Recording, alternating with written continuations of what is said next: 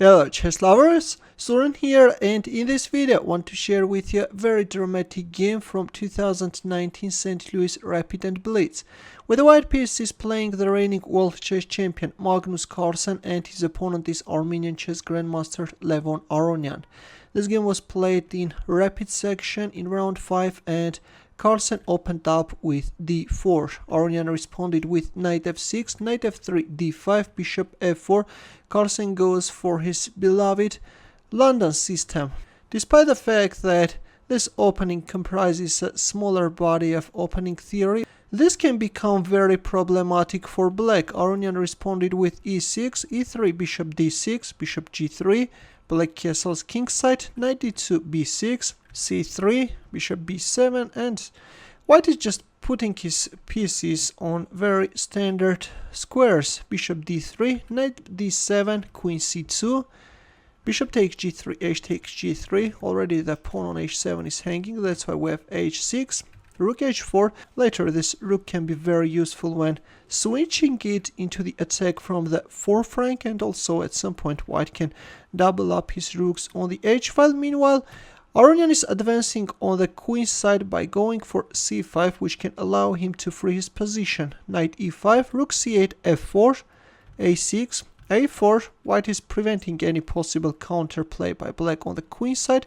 C takes d4, e takes d4, knight takes e5, f takes e5, knight d7. Already, if we have a look at the position, white has a very dominant position. I would rather say an aggressive attacking position, while I really don't like black's position, especially this bishop on b7. Here we have knight f3 and f6, a very important move which can allow black to free his position and somehow make his pieces active. E takes f6 and queen takes f6, a move which engines don't like. Instead, Stockfish prefers knight takes f6 with the idea of then putting the knight on e4.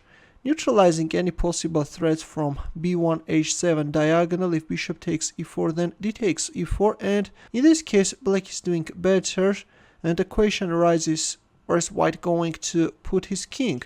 At some point castling queenside can be met with b5, and black can create nice counter-attacking chances. Let's go back, but in our game after e takes f6 we have queen takes f6, which allows white to gain advantage. Here we have rook f4, queen e7 and bishop h7 check.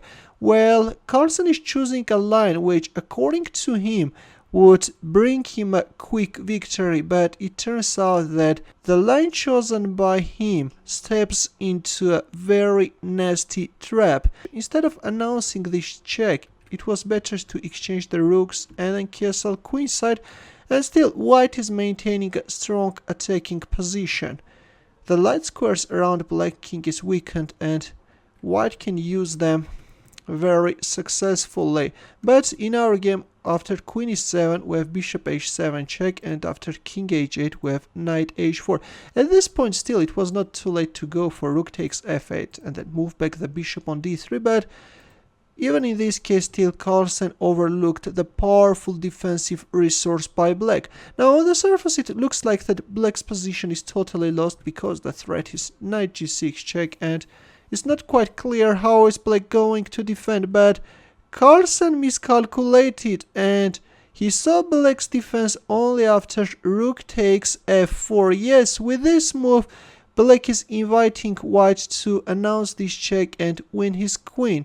Now of course you can't go for g takes f4, you will lose your knight on h4, and all Carlsen could do was to announce his check. Yes, after rook takes f4 he was really shocked. He was really shocked, and now it's black who takes advantage.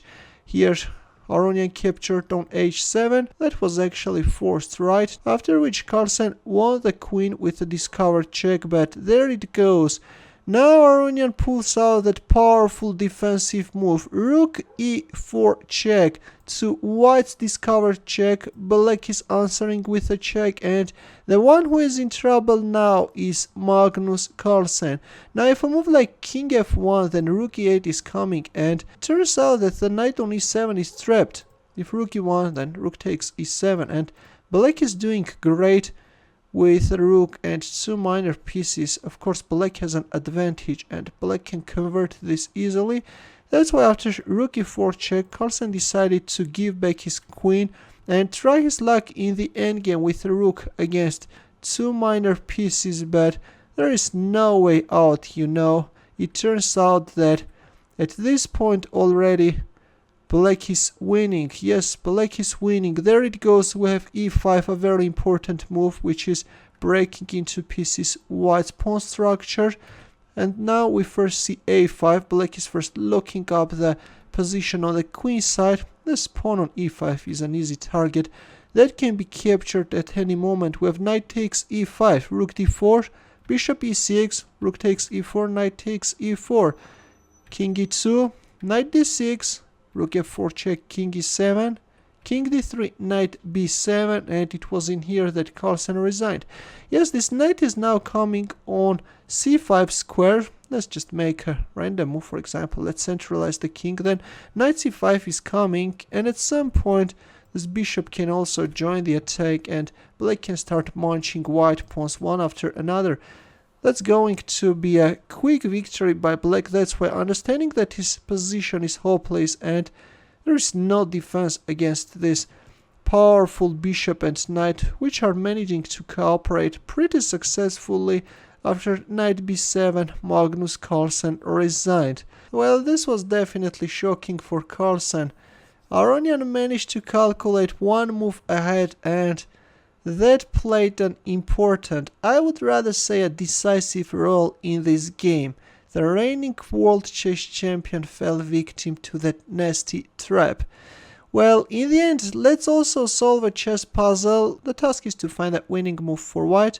I will wait for your answer in the comment section. Thanks for watching. In the end, here are more suggestions for you. Feel free to check them out as well. I will see you in my next video. Take care.